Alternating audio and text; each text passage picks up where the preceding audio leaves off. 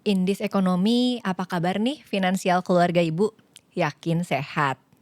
Hai Ibu, ngumpul yuk. Selamat datang kembali Ibu di podcast Teman Kubu bersama aku Anda Runitrina dan Aku Nadia Sarah. Dan di episode kali ini kami ada kedatangan narsum nih, yaitu Teh Rian Putri, seorang Family Financial Educator. Halo Teh Putri. Halo. Boleh perkenalan diri dulu? Iya, halo, aku Putri. Aku seorang Family Financial Educator, juga ibu dari 2 orang anak. Sehari-hari seperti ibu pada umumnya, nganter jemput anak, les sekolah, dan ya berkecimpung di dunia keuangan dan proteksi gitu. Senang sekali hari ini bisa bertemu dengan teman kubu hari ini. terima kasih ya Teh sudah berkenan datang di Teman Kubu untuk sharing sama ibu-ibu semua. Nah kalau kami lihat di CV-nya nih di profilnya Teh Putri itu background-nya ada ternyata sebagai Putri Indonesia ya Teh ya, dan sama mojang-mojangan Mojang, iya. Jawa Barat, mojang Jawa Barat. Nah terus sekarang memilih untuk aktif di sebagai edukator finansial tuh berarti switch karir ya Teh ya. Apakah ini efek dari menjadi ibu? Seperti kita yang setelah jadi ibu ternyata switch karir juga Iya. nih. Gitu. Ya rata-rata seperti itu ya, karena saya juga ternyata kayak gitu. Teralami juga ya sama Teh Betul, Putri. kalau backgroundnya sebelumnya di dunia media, setelah menikah biasa ya ingin jadi full time mom gitu kan. Tapi ternyata setelah punya anak kedua lumayan agak challenging ya, challenging, terus juga kayak butuh deh suatu wadah untuk bisa mengeluarkan unek-unek yang ada di kepala gitu. Terus suami encourage untuk ya udah ambil karir deh, apa yang menarik nih. Terus waktu itu kan lagi banyak yang sakit, terus kayak aku harus belajar nih untuk mulai ngatur keuangan keluarga, proteksi dan lain-lain ya. Jadi dari situlah mulai satu persatu ambil sertifikasi, terus Masya Allah. belajar ya. Iya ternyata ya nggak jauh-jauh dari kehidupan sehari-hari aja ya ternyata ya. Oke, nah memang sih benar kita tuh deket banget sama ya isu-isu finansial lah ya, pasti setiap hari itu keluar uang tuh pasti gitu. Kerasa banget juga ya lately itu ya berat banget kayaknya in this economy tuh ya. Kayak sebenarnya aku juga sama suami tuh sudah tipe yang terbuka banget gitu ya, apa-apa tuh diobrolin soal keuangan tuh. Tapi sekarang nih kayak uang belanja sudah mulai menipis tuh kayaknya aku sungkan gitu untuk minta lagi gitu ya kayak aduh ini masih harus beli prohe nih tapi udah mau habis gitu. Aku tuh bahkan aku yang seterbuka ini aja tuh suka sungkan gitu ya. Aku kayak kepikiran orang-orang tuh gimana sih cara ngomong ke suami gitu ya, apalagi mungkin ada yang nggak seterbuka aku juga gitu. Nah kalau menurut Teh Putri nih gitu ya sebagai financial educator tuh gimana sih cara untuk ngobrolin keuangan di keluarga tuh gitu ya, mulai dari mana dulu sih seharusnya? Oke. Ngomongin finansial biasanya mulai dari angka. Tapi menurut aku sih, saran aku ya, justru kalau sama suami, sama pasangan, jangan dulu dari angka. Oh malah gitu. Jangan dulu dari angka, tapi dari ngobrol dulu kesamaan visi gitu. Karena itu yang jauh lebih penting. Ibaratkan kayak kita mau jalan nih, kita buka peta. Kita kan harus tahu dulu kita mau kemana. Ya, berarti kita harus tentukan dulu tujuannya, dan tujuan harus sama. Kalau nggak sama kan ini ya, Iya, bisanya bisa berkonflik dan lain-lain gitu. Tapi yang awal itu justru visinya dulu sama. Yang paling gampang pertanyaan-pertanyaan kayak 5-10 tahun ke depan kita tuh posisinya kira-kira mau ngapain sih? Kita lagi ada di mana sih fasenya? Karena baru nikah misalkan, kayaknya 5 tahun kita targetnya pengen punya rumah deh. Itu kan berarti kita sama-sama nih punya keinginan yang sama. Jangan sampai yang satu udah pengen punya rumah, yang satu pengen pindah-pindah dulu. Iya, gitu atau kan. sama mertua dulu deh gitu ya. Iya, itu kan samain dulu visinya. Kalau ternyata udah sama, baru di breakdown lagi. Kalau kayak gitu, prioritas kita dalam keuangan apa dulu gitu. Apakah karena udah punya anak jadi kita ngumpulin dulu biaya pendidikan deh gitu. Atau kita liburan dulu karena belum punya anak dan lain-lain. Itu kesepakatan berdua. Jadi harus di breakdown masing-masing gitu. Dan terakhir kalau kita udah tahu tujuannya sama, yang harus diperhatikan apa? Kitanya ada di mana kan? Ya kan, posisi kita nggak bisa ke satu tujuan kalau kita nggak tahu posisi kita di mana. Iya. Makanya lebih baik tuh kita breakdown lagi cash flow kita kayak gimana sekarang, penghasilan dari apakah 2 penghasilan bisa diandalkan gitu.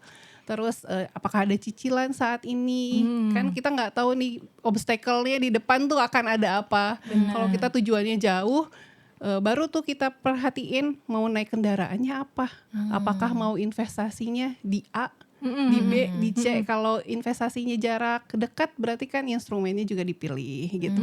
Atau jarak jauh berarti harus ada karakternya masing-masing gitu. Jadi itu dulu, ngobrol dulu, rembukan. Iya sih, iya benar, karena kita juga ya sebagai seorang istri gitu ya, seorang ibu, terus kan sering ngobrol juga nih sama sesama ibu lain, sesama istri yang lain lah gitu, gimana sih cara pengelolaan finansial di keluarga masing-masing. Nah kadang tuh kita juga suka kaget gitu, oh ternyata ada loh di keluarga lain mungkin ya yang ternyata sesama pasangan tuh nggak saling terbuka gitu ya, misalnya suaminya nggak ngasih tahu nih besaran gajinya tuh berapa sih gitu, atau bahkan istri juga misalnya dapat uang misalnya dari orang tuanya mungkin gitu ya, tapi dia juga nggak mau terbuka sama suaminya. Mungkin kadang-kadang juga gara-gara suami saya juga tidak mau terbuka sama saya tentang finansial dia, kenapa saya harus terbuka sama dia gitu. Nah sebenarnya tuh sejauh apa sih kita harus, seterbuka apa sih kita sama suami istri ini tentang finansial? Apakah benar boleh antara suami dan istri itu ada tabungan yang gak usah dikasih tahu masing-masing deh gitu, apa gimana sih sebenarnya? Oke, keterbukaan ya sebetulnya kan lagi-lagi balik ke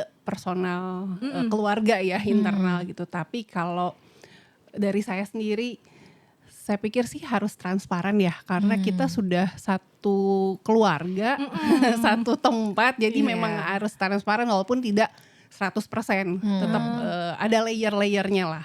Kayak layer pertama nih, misalkan untuk income nih, income tuh bisa aja, income utamanya paling enggak lah, income utama dari 2 sisi ini yang mana nih yang akan bisa jadi jadi penghasilan utama keluarga gitu. Nah ini kebutuhan rumah tangga, nah itu tuh harus transparan. Berapa setiap hari kita pengeluaran per bulan atau per hari, per tahun gitu, pengeluarannya berapa, apakah ada cicilan, ada hutang enggak gitu. Itu kan juga harus tahu ya. Hutang itu tuh kayak kadang-kadang nggak ketahuan gitu. Betul, terus juga kamu tipenya kalau investasi sukanya yang kayak gimana, atau kenalnya seperti apa. Kita udah punya proteksi enggak? Jangan sampai misalnya suami punya asuransi jiwa, istrinya nggak tahu gitu. Yang kayak gitu-gitu kan sebetulnya harus dikomunikasikan. Itu layer pertama ya. Jadi seterbuka mungkin kalau bisa soal ini, soal rumah.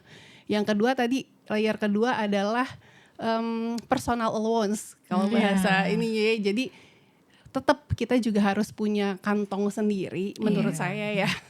Harus punya kantong sendiri karena nggak dipungkiri ya, kita juga harus punya otoritas keuangan gitu untuk diri sendiri paling tidak. Karena walaupun kita satu keluarga sama-sama joint account dan lain-lain, ada satu masa kita memerlukan hal yang tadi tuh, aduh kayaknya perlu nambah skincare tapi kan enak ya mau minta gitu kan, atau ada keluarga pengen bantu tapi kan kalau minta dulu gimana gitu. Tapi kita ya itu otoritas untuk diri sendiri, nggak harus gede atau gimana, tapi paling nggak punya emergency fund lah untuk diri sendiri gitu. Ini menarik, nggak apa-apa aku bahas ya. Karena ini agak cukup relate. Jadi dulu karena nge-mention putri-putrian, dulu sebelum nikah itu aku sempat join di salah satu NGO gitu. Sebenarnya punya pemerintah, tapi dia melindungi perempuan. Jadi perempuan dan juga pokoknya domestic violence itu kita masuk ke situ gitu. Nah dari situ walaupun belum nikah, aku dapat pelajaran yang sangat-sangat berharga sampai sekarang aku ingat, bahwa ternyata kekerasan dalam rumah tangga itu bukan hanya kekerasan verbal, bukan hanya kekerasan fisik, tapi juga ada namanya kekerasan finansial. Financial abuse Ya, dan itu jarang dibahas kan, padahal itu tuh ada banget gitu di sekitaran kita. Kayak baik-baik aja rumah tangganya, suaminya nggak pernah keras gitu, tapi istri nggak punya otoritas sama sekali terhadap finansial. Oh itu termasuk financial abuse? Sebetulnya itu ada financial abuse gitu. Karena harus tetap sebagai manusia merdeka, kita harus punya otoritas untuk diri sendiri gitu. Nah di situ kadang-kadang juga akhirnya merembet ke yang lain-lain. Mungkin dia awalnya verbalnya kasar gitu, terus perempuan ini tidak punya penghasilan, jadi semua bergantung sama suami. di provide iya, tapi sangat-sangat dialas gitu apa ya bahasanya, jadi Dibatas gitu ya, Teh? dibatesin gitu sehingga ketika dia ada perlu sesuatu tuh semuanya harus approval suaminya. Oh, oke. Yang bahaya adalah ketika kalau sampai ada friction gitu terus sampai keluar verbal tadi abuse kah atau verbal abuse atau kekerasan fisik, terus perempuan ini nggak bisa lari. Iya, Dia nggak nggak bisa punya keluar. fight, iya. Karena dia nggak punya bargaining power gitu untuk keluar dari situ, sedangkan dia udah punya anak. Pasti perempuan kan Iya, maternal insting ya. Iya, iya, Jadi iya. kalau aku keluar dari hubungan ini, Benar, walaupun benar. udah babak belur, tapi anak aku gimana? nggak ada yang ngebiayain Iya, nanti nggak- ya. Gimana biayanya gitu. Akhirnya dia memilih untuk bertahan dengan Toxic. segala macam kesulitannya gitu. Padahal kan nggak sehat juga, anak pun juga nggak sehat kan lihatnya Iya. gitu. Itu contoh ekstrimnya lah gitu. Nah dari situ juga aku makanya kepikiran waktu dulu pun, kalau aku nikah ya tetap harus berdaya, seenggaknya kalaupun suami provide, kita tetap ada kantong yang punya kita sendiri Iya, gitu. iya, iya. Bukan buat keluarga, bukan buat pengeluaran sehari-hari, tapi buat Buat kita diri simpan aja sendiri, gitu ya, simpan dikit. aja gitu. Tapi Jadi, untuk sorry Teh, Iya, iya, potong. iya. Kalau besarannya gitu ya, nominal yang kita punya sendiri tuh suami perlu tahu nggak, misalnya aku save 5 juta lah misalnya untuk untuk tadi keperluan tadi, apakah kita perlu kasih tahu suami aku punya pos segini ya untuk diriku sendiri, atau ya suami nggak perlu tahu gitu?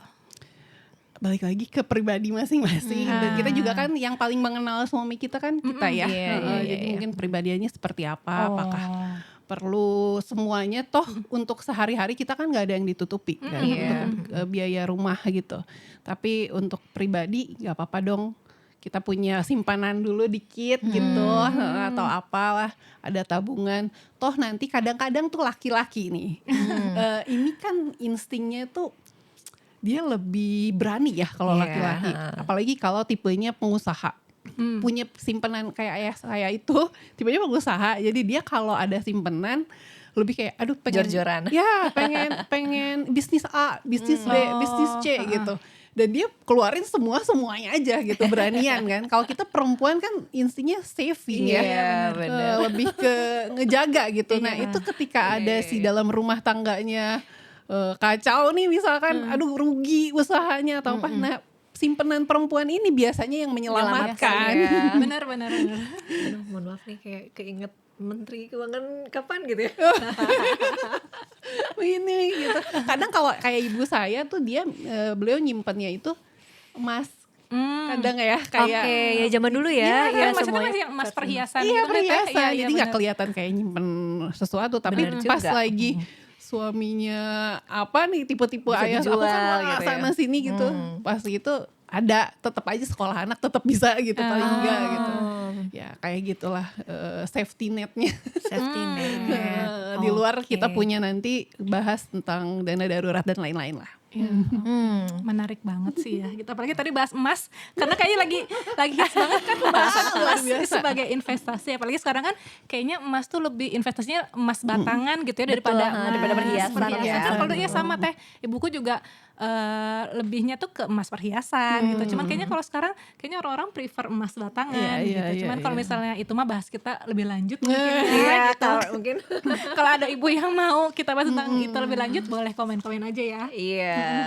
Terus lanjutnya Teh tadi Oh iya, layer 1, 2, terus yang terakhir, nah ini agak red flag, yaitu hidden debt. Nah ini Debt. yang nggak boleh ada penutup. Iya. Suami istri wajib tahu kalau ada pinjaman-pinjaman. bener, Pay apalagi letter. sekarang iya pinjol gitu kan serem ya Teh ya. Pay letter, pinjaman KTA, pinjem bank gitu atau apalah itu bentuknya. Karena pinjaman itu kalau kita sudah suami istri itu kan keluarga. Dan amit-amit ya ketika ada suatu hal resiko terjadi, yang turun itu bukan hanya aset tapi utang juga turun. Utang juga Waris. turun ya. Kalau kita nggak tahu sama sekali suami Tanggungan punya kita tanggungan apa gitu, terus tiba-tiba jreng ada yang nagih karena Iya. cicilan apalagi di bank kayak gitu ketika seseorang meninggal itu langsung jatuh tempo. Jadi langsung tagihannya masuk gitu. Oh. Seperti itu. Jadi ketika ada aset turun itu juga harus dihitung juga. Nah, Oke. makanya harus dengan kesepakatan bersama gitu. Biar nggak kaget kalau diumpet-umpet, selain juga bahaya nantinya bisa kesana sini kan efeknya. Trust juga sih. Iya. Ini Gitu. dia tadi poin keterbukaan itu Iya, ya. trustnya mau dikit banyak kan kalau udah nggak percaya jadinya berantem Jadi ya. curigaan Iya, terus ya. Heeh. Aduh sensitif Bener-bener. banget ya. Heeh. Sensitif banget keuangan tuh. Kayaknya kalau masalah keuangan tuh nggak cuman bisa dibahas dari sisi finansial, tapi ke bagian psikologisnya tuh kayaknya tuh Iya, perlu heeh. dibahas juga. Karena kan tadi juga Tete bilang ya kita harus tahu juga sifat suami seperti apa, mungkin temperamennya itu seperti apa. Kayaknya kalau mungkin kita bahas dari sisi psikologisnya juga mungkin bisa menarik seru ya. juga gitu ya untuk bahas tentang si finansial Finansial ini. betul. Mm-mm. Kalau tadi layarnya berarti Tiga terakhir itu ya. ya, hidden debt itu ya. Terakhir itu. Oke. Terus kalau sebenarnya yang dimaksud dengan apa ya? Kita tuh finansial kita tuh dianggap sehat itu tuh seperti apa sih Teh? Finansial keluarga yang sehat itu tuh kayak gimana sih? Apakah dengan kita tadi yang terbuka satu sama lain tuh udah ya walaupun Ya, ada ya. hutang ada apa, tapi setidaknya selama kita saling tahu satu sama lain kondisi keuangan kita Betul. gitu, itu Sudah apakah udah bisa dibilang bilang sehat kah atau gitu atau gimana? apa sih indikatornya tuh apa aja Indikatornya ya? ya. Jadi finansial sehat gitu. Sering dikaitkan punya aset banyak, Nah iya benar, punya uang kaya raya gitu ada ya. tabungan, dana darurat gitu ya Teh ya.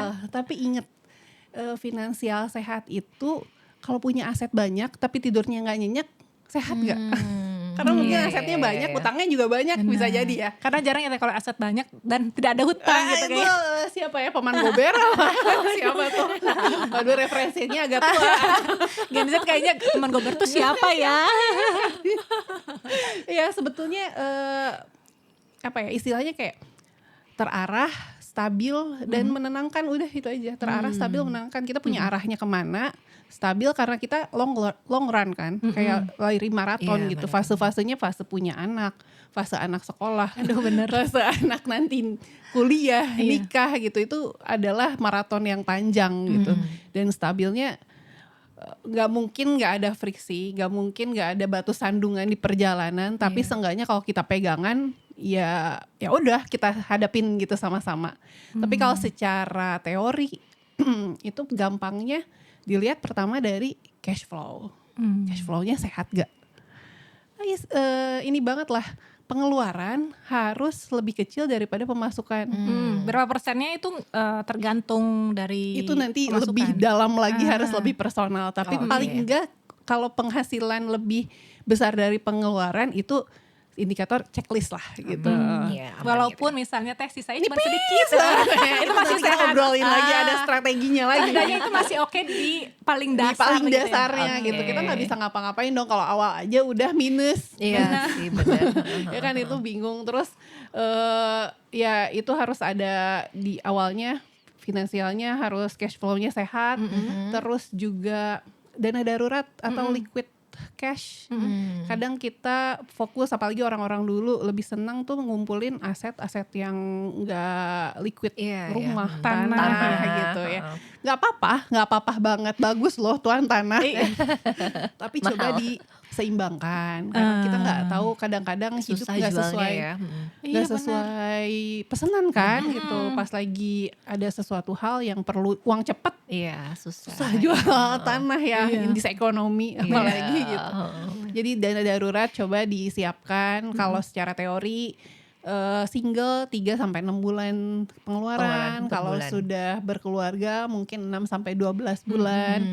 Terlalu banyak juga nggak bagus sebetulnya. Karena kita perlu hidup ya. Iya, karena uang yang liquid itu cenderung biasanya compoundingnya lebih kecil. Dia kalau misalkan diinvestasiin biasanya returnnya lebih kecil karena kita kan bisa ambil kapan aja gitu. Jadi sebaiknya diinvestasiin aja ya Teh ya?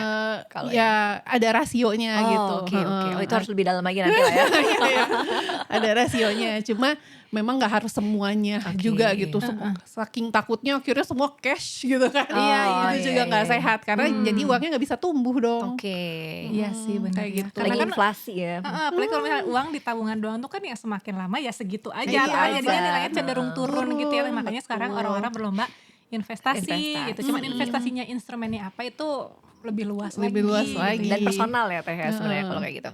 Dan biasanya ini nih, kalau saya ketemu sama keluarga muda, wah menggebu-gebu banget deh kalau soal ngomongin investasi. Oh gitu. Wah, Udah open minded ya Teh. Bitcoin Oh. lah, saham, LQ45 dan lain-lain udah pintar-pintar banget lah. Tapi sering ada yang di skip satu nih, ini indikator kesehatan ya.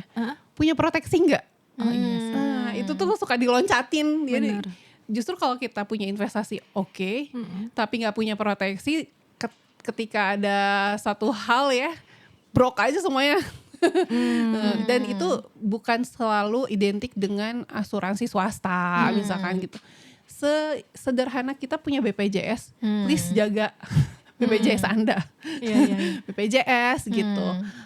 Atau mungkin asuransi kantor, senyamannya kita lah. Kita harus disesuaikan, gak boleh over insured sampai ngerusak cash flow. Jadi wah jor-joran beli premi gitu. Tapi gak usah juga under insured karena ya penting itu. Penting ya. Selain kesehatan atau mungkin udah oke lah si asuransi kesehatan yang dari kantor. Paling kalau karena limitnya kecil untuk yang sakit kritisnya aja gitu. Oh, bisa ya, Teh, kayak gitu. Jadi sakit kritisnya aja deh yang di coverin gitu. Itu oke. Atau yang single income, suami istri tapi suaminya doang yang yang kerja kerja. dan semuanya bergantung sama suami, tapi nggak punya asuransi jiwa lah. Itu Iya, juga iya, mungkin perlu dikaji lagi karena kan ada tahapan-tahapannya lah. Boleh mulai memikirkan seperti itu gitu.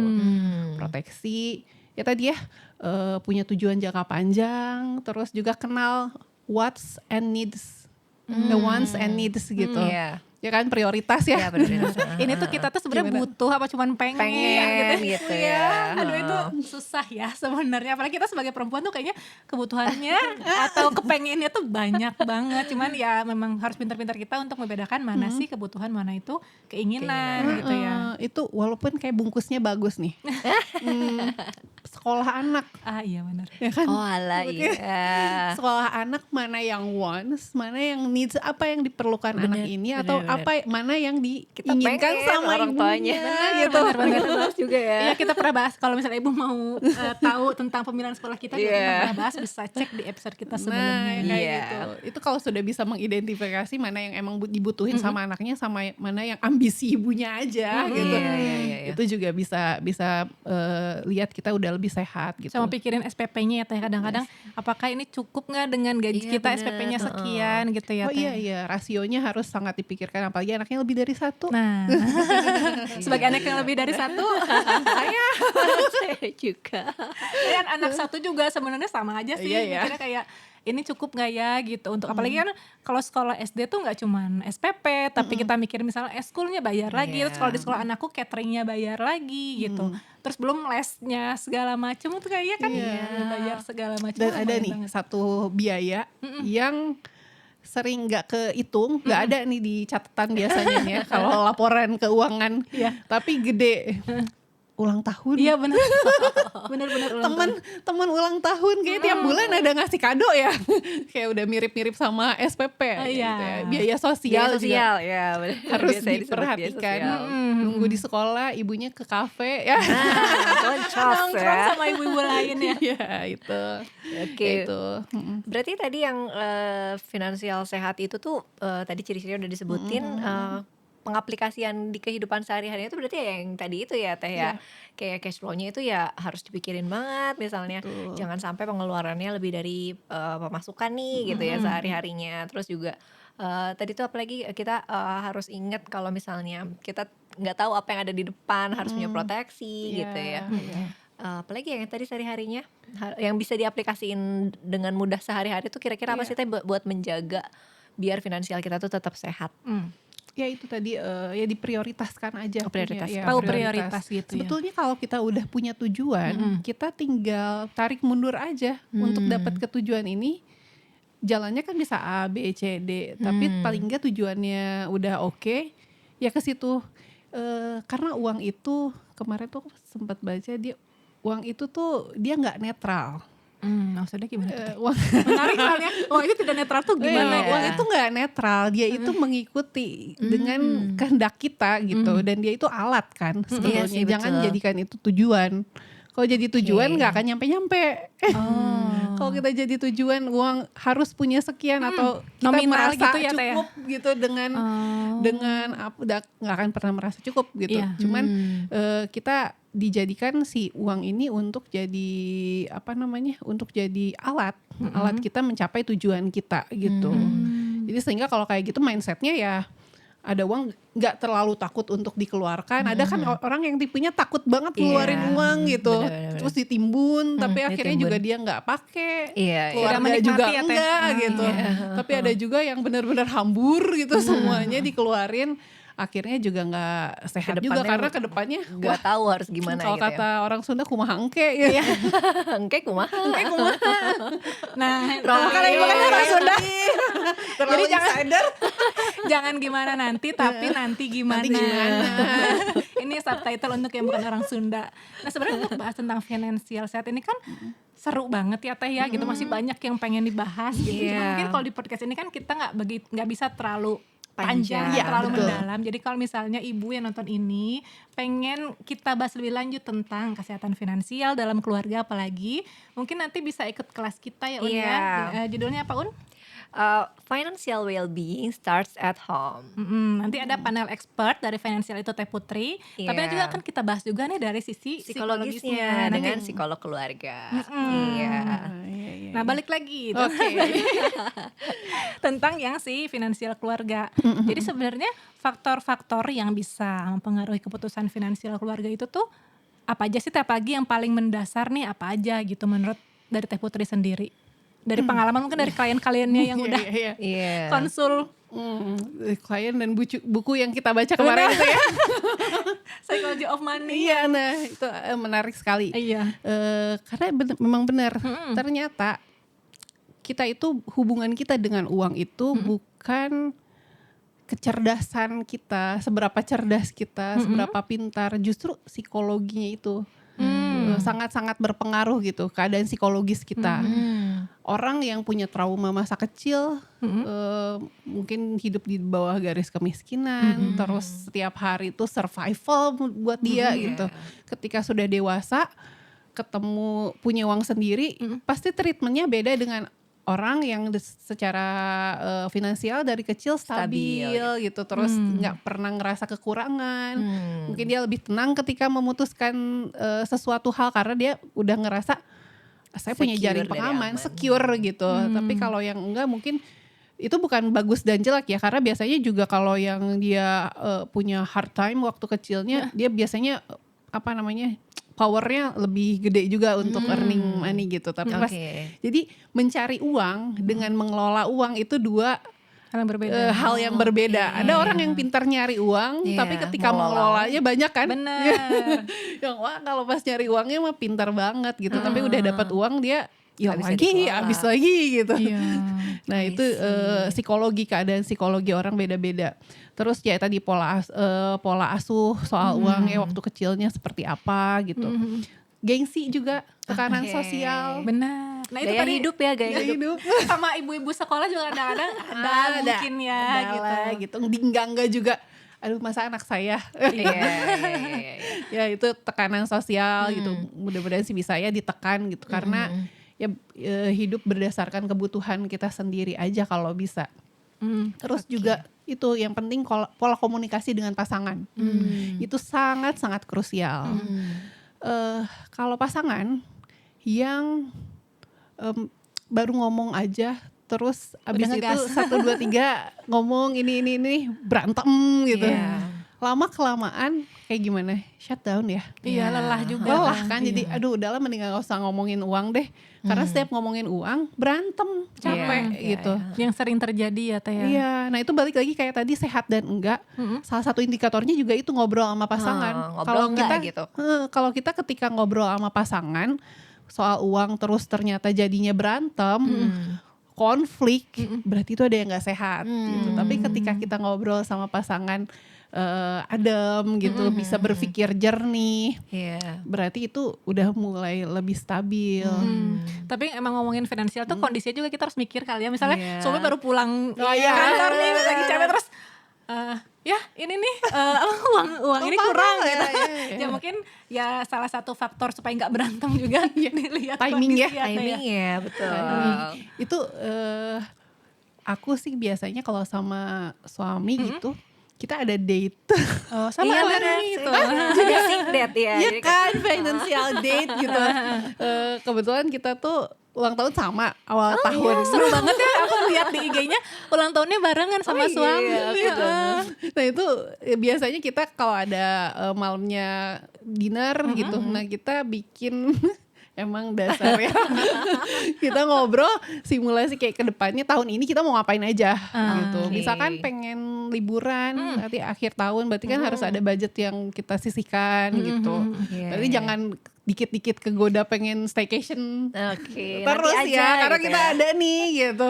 Gak usah dikit-dikit mending langsung aja Jeder jeder Ya, di akhir misalkan gitu ya. gitu. Kan kalau nggak ke gitu nggak ke ini ya, nggak ke kontrol gitu. Terus nah nanti di bulan segini anak yang ke satu harus bayar SPP tahunan misalnya. uang ya kan? pangkal. Uang pangkal. Uang pangkal, Anak ini bener. mau masuk pangkal.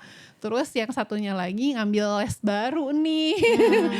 Bayarnya 6 bulan sekali. Jadi di Iya, bulan iya, ini. iya, Jadi iya. memang kita siapin waktu untuk ngobrolin yang nggak enak sih, tapi kalau moodnya lagi ulang tahun, lagi apa kan kayak Oke. lagi happy lah gitu Iya, ya, terus iya, kayak iya, jadi iya. ngomonginnya lebih terbuka gitu. Pintar Timing, cari momen iya. ya. Iya Cari benar, momen, pintar timing, cari benar, momen benar. apalah anniversary mungkin atau Iya, apa iya, yang iya, penting iya. happy aja moodnya. I see. Gitu. Ternyata budgeting juga penting ya Teh ya. Oh iya. Heeh. Budgeting Oh, nanti oke. bolehlah kita Ngobrol lagi. ngobrol lagi. Tapi biasanya kalau budgeting berarti kalau tahunan tuh budgetingnya antara di akhir tahun atau di awal tahun gitu ya Teh ya, untuk merencanakan budget untuk tahun depan nih gitu. Biasanya mendingan di akhir tahun atau awal tahun sih? Boleh akhir tahun boleh, supaya awal tahun udah mulai tinggal go gitu, atau di awal tahun juga nggak masalah karena kan fresh gitu, nge-refresh something new. Jadi tergantung aja. Cuman mungkin bagusnya di breakdown sih, dari 1 tahun itu kayak 1 semester atau quarter sekali Bahas udah lagi. apa melenceng nggak nih. Kadang-kadang kan Oke, kita di ya review emang, gitu ya. ada reviewnya lah. Ada reviewnya Ah, gitu. gak habis-habis kayaknya ini pertanyaan finansial seru banget ternyata ya. Gak nyangka aku ternyata seru banget. Cuman kalau kepanjangan tuh kan ibu Iya. bosan. Jadi kalau misalnya ibu masih pengen lagi bahas lagi dong tentang finansial, tentang ininya, boleh kasih kita ide juga. Siapa tahu kita bisa ngobrol lagi sama Teh Putri untuk membahas tentang finansial yang lainnya. Iya. Oke, mungkin dari Teh Putri ya, mungkin ada Closing pesan, statement. pesan-pesan mungkin yang paling ingin disampaikan untuk ibu-ibu di teman kubu. Oke. Dari saya ya terakhir. Saya sebagai orang yang berkecimpung di dunia peruangan dan juga ibu juga, istri juga, dari yang saya pelajari yaitu uang bukanlah tujuan, tapi ini adalah alat. Jadi alat untuk menciptakan ketenangan dalam rumah tangga, alat untuk memberikan pilihan pada anak kita, dan alat untuk mencapai tujuan hidup yang kita inginkan gitu. Jadi untuk finansial yang sehat bukan seberapa banyak aset uang yang kita miliki, tapi seberapa kuat fondasi kita untuk bisa berjalan bersama dengan pasangan untuk menghadapi segala macam yang akan dihadapi di masa depan. Aku dengernya kayak pengen dengerin gitu baik-baik untuk Iya, si pesan bener, terakhir, Kak. apalagi tadi tuh uang itu bukan tujuan tapi alat, itu bagus Alat, banget iya, sih. Financial well-being starts at home ya Teh ya? Yes. Iya, Benar. itu adalah kelas kita nanti akan sama Teh Putri dan ada psikolog keluarga juga. Kita akan membahas lebih detail nanti di sana. Teman-teman bisa terus simak konten kita, Teman Kubu dan Wening Karsa, dan juga nanti Dari podcast kita juga akan ada sama psikolog juga. Nanti bisa terus dipantau aja, disimak ya. nanti kalau misalnya ibu pengen ikutan kelasnya, jangan lupa follow dulu @teman kubu, kemudian @Wening Karsa, karena kami saat ini berkolaborasi dengan dengan Wening Karsa, dan juga Instagram Teh Putri. @rianputri_. Oke. Oke. Terima kasih banyak ya Teh Putri udah mau ngobrol sama kami untuk bahas insight yang bagus banget nih tentang finansial sehat itu seperti apa. Semoga ibu juga nonton ini bisa menyerap sebanyak-banyaknya ilmu yang dari Teh Putri share tadi ya. Iya. Terima kasih banyak Teh Putri. Terima kasih banyak Ibu. Sampai jumpa kembali. Bye Ibu.